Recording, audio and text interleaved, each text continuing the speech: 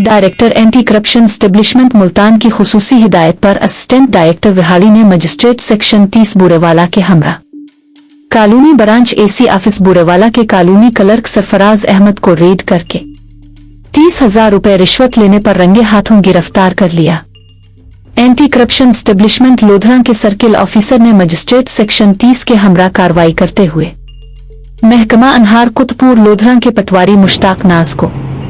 एक शहरी से नहरी पानी की वारा बंदी बनवाने की मद में 12,000 रुपए रिश्वत लेते हुए रंगे हाथों गिरफ्तार करके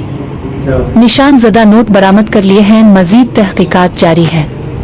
director general anti corruption Punjab Suhail Zafar Chattha ने तमाम रीजनल डायरेक्टर्स को हिदायत जारी की है कि वो तमाम बदउनवान और करप्ट अनासिर को हर कीमत पर गिरफ्तार करके इंसाफ के कटहरे में लाएं ताकि उनको निशान इबरत बनाया जा सके।